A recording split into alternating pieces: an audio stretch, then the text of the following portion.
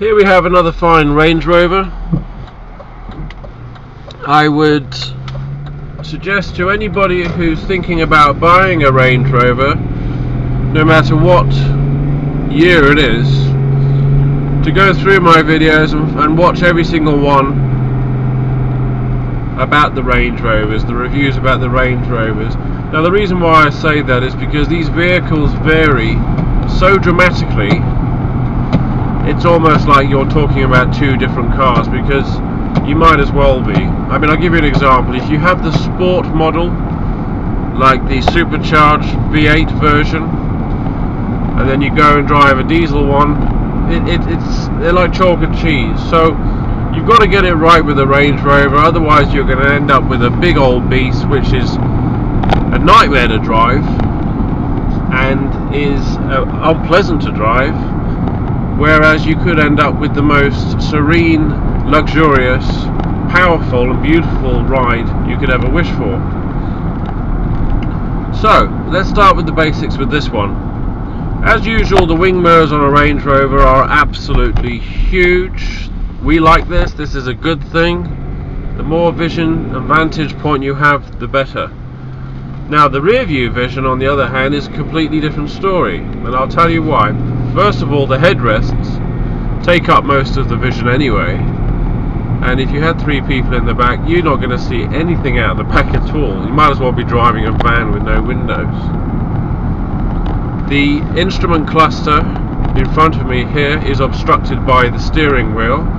Now many people will say, well, just adjust the steering wheel, but you know, it was my understanding that the purpose of adjusting the steering wheel was to find yourself in the correct driving position, not so you could see the damn dials on the dashboard.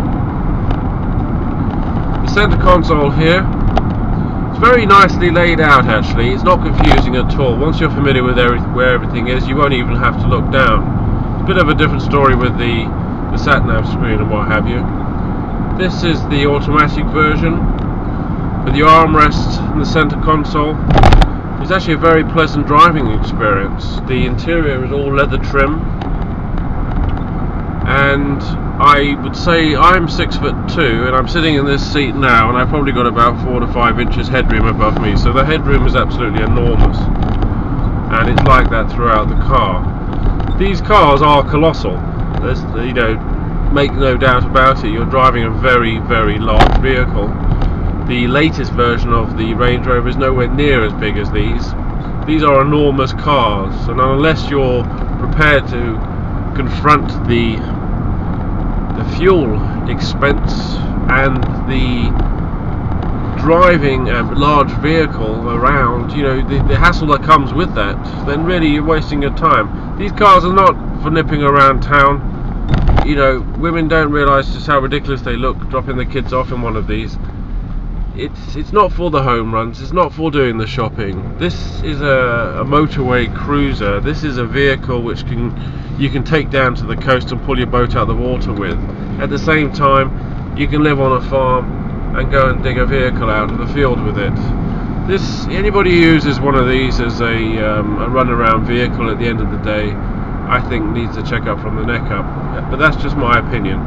So I would say anybody who is basically under 8 foot is going to have no problems sitting in this vehicle comfortably. Now, what I like to do with all vehicles is give them a wiggle test. And I'll tell you why, because it gives you an idea of what this vehicle is going to behave like and its characteristics are going to be when you do an emergency swerve. Now, because this is a luxury vehicle, it does bounce around a bit. It's very soft. So if you're going to be doing an emergency swerve in this over 45 miles an hour, you're going to be in trouble. There's no doubt about it. This vehicle is going to argue with every move you make.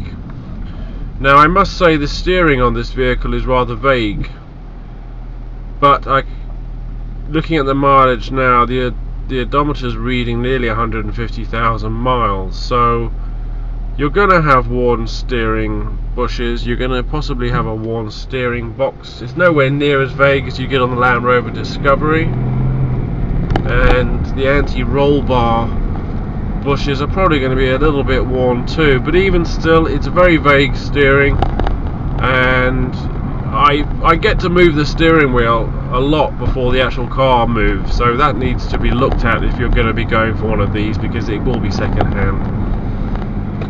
The brakes, on the other hand, are very powerful, and they're not grabby at all. They come into synchronization beautifully, and I get to apply the pressure on a gradient, which is always nice. This is a very sluggish vehicle. I'm 60 miles an hour now, and let me just get the clear road, and I'll put the foot down and we'll see how it goes then.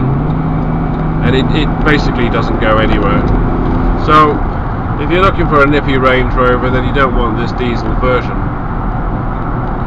Now the car does have a very good quality feel to it. You know, if you hunt around, you will find some plastic bits which are a bit squeaky and a bit gnarly. But generally speaking, with your sewn trim, stitched trim, it's quite a well put together vehicle. It does have an agricultural feel to it. I can understand why they're all called Chelsea tractors. So, looking at this now, if you're going to be buying one of these, you want to look for a few pointers. First one is the steering.